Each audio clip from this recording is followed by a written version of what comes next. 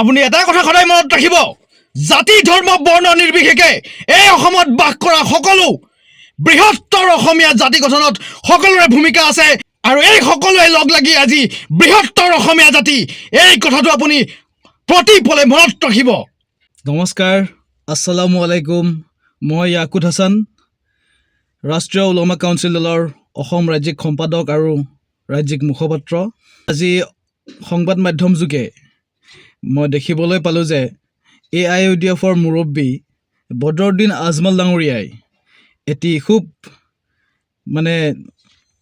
ঘৃণাসূচক এটি মন্তব্য আগবঢ়াইছে মুছলমানসকলক লৈ।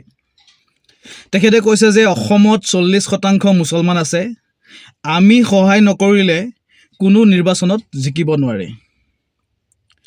আমি সহায় নকৰিলে মানে কোন আমি?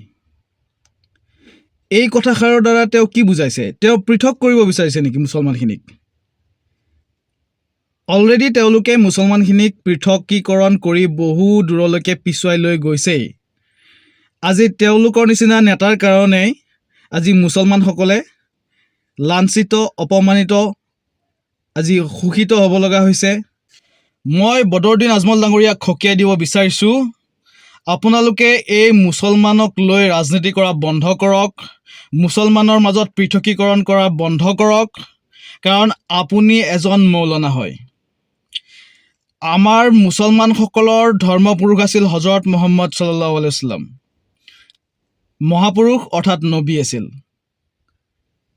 তেখেতে কি বাণী বিলাই গৈছিল? তেখেতে একতাৰ বাণী বিলাইছিল। হজৰত মুহাম্মদ সাল্লাল্লাহু আলাইহি wasallamে বৰ্বৰ আৰব জাতিক শুদ্ধ পথলৈকে আনিছিল। হজৰত মুহাম্মদ কাৰ নবী বা মহাপুৰুষ? কাৰ বাবে হজৰত মুহাম্মদক পঠিয়াইছে এই পৃথিৱীত? হজৰত মুহাম্মদ বিশ্ব নবী আছিল। তেওঁক বিশ্বৰ সকলো মানুহ, এতিয়া বৰ্তমান যি হিন্দু, মুছলিম, খ্ৰীষ্টান, শিখ, সকলোৰে কাৰণে হজৰত মুহাম্মদ মহাপুৰুষ। আৰু কোৰাণখন কাৰ বাবে?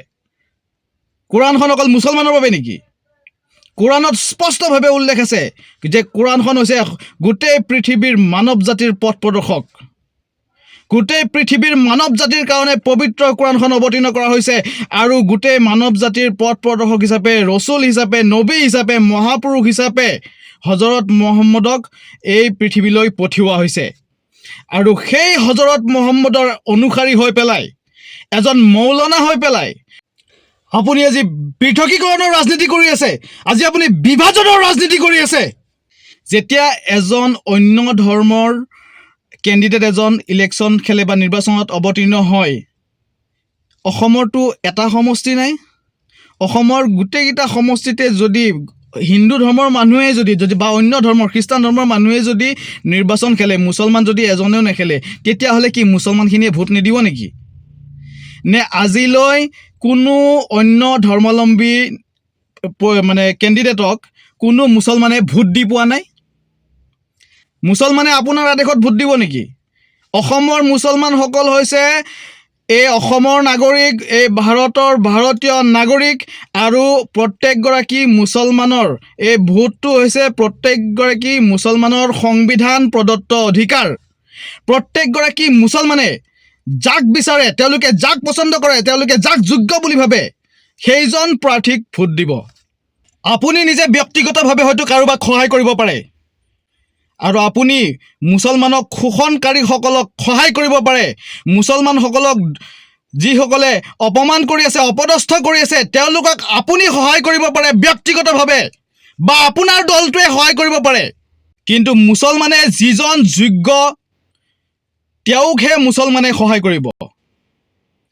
প্ৰত্যেকগৰাকী অসমৰ মুছলমানে, অসমৰ 40% মুছলমানৰ প্ৰত্যেকগৰাকী মুছলমানে এইটো জানে, প্ৰত্যেকগৰাকী মুছলমানৰে সুস্থ বিবেক আছে যে তেওঁ কাক নিৰ্বাচনত ভোট দিব লাগে, কাক জিকাব লাগে, নিৰ্বাচনত কাক সহায় কৰিব লাগে।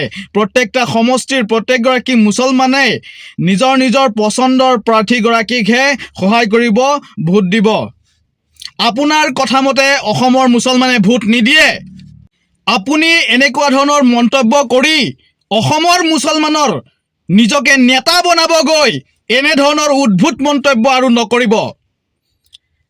আপোনাক মই সন্মান কৰোঁ, আপোনাক মই সন্মান জনাই পেলাই কৈছোঁ, এনেকুৱা ধৰণৰ অদ্ভুত মন্তব্য দ্বিতীয়বাৰ নকৰিব। যদি আপুনি মুখখন বন্ধ ৰাখে সেয়া আপোনাৰ কাৰণেও আৰু সমগ্ৰ অসমৰ মুছলমানৰ কাৰণেও হয়তো ভাল হ'ব।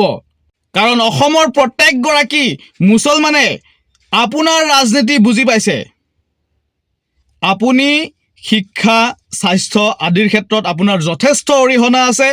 তাৰ কাৰণে মই আপোনাৰ নামটো ল'বই লাগিব।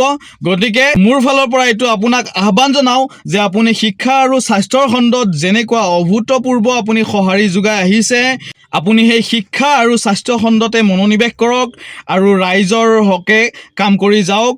নিশ্চয় আপুনি আৰু অধিক সফলতা লাভ কৰিব। কিন্তু ৰাজনৈতিকভাৱে আপুনি পৰিপক্ক নহয়। ৰাজনৈতিকভাৱে কোনো ধৰণৰ মুছলমানৰ নাম লৈ বক্তব্য আপুনি নকৰিব। এয়া বদৰুদ্দিন আজমল ডাঙৰীয়ালৈ মই অনুৰোধ জনাইছোঁ।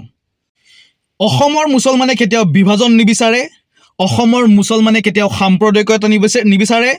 অসমৰ মুছলমানে হিন্দু হওক, মুছলিম হওক, খ্ৰীষ্টান হওক আৰু যি ধৰ্মৰে নহওক, যিজন যোগ্য ব্যক্তি তেওঁকহে অসমৰ মুছলমানে নিৰ্বাচনত ভোট দিব, তেওঁকহে সহায় কৰিব।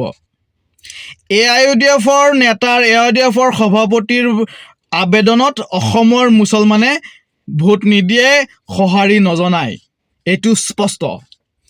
অসমৰ প্ৰত্যেকগৰাকী মুছলমানে সদায় অসমীয়া হৈ থাকিব বিচাৰে আৰু প্ৰত্যেকগৰাকী মুছলমানে নিজৰ ভাতৃত্ববোধেৰে জীয়াই থাকিব বিচাৰে। আমাৰ অসমত বসবাস কৰা প্ৰত্যেকগৰাকী হিন্দু, মুছলমান, খ্ৰীষ্টান সকলোৱে আমি অসমীয়া। গতিকে অসমীয়া মুছলমান অসমীয়াৰ পৰা পৃথক নহয়। আপুনি যি বক্তব্য ৰাখিছে এই বক্তব্য আপুনি উঠাই লওক। অসমৰ 40% মুছলমান, এই 40% মুছলমানৰ ওপৰত আপুনি যি বিভৎস মন্তব্য কৰিছে, এই মন্তব্য আপুনি উইথড্ৰ কৰি লওক। আপুনি এটা কথা সদায় মনত ৰাখিব, জাতি, ধৰ্ম, বৰ্ণ নিৰ্বিশেষে এই অসমত বাস কৰা সকলো বৃহত্তৰ অসমীয়া জাতি গঠনত সকলোৰে ভূমিকা আছে আৰু এই সকলোৱে লগ লাগি আজি বৃহত্তৰ অসমীয়া জাতি, এই কথাটো আপুনি প্ৰতিপলে মনত ৰাখিব।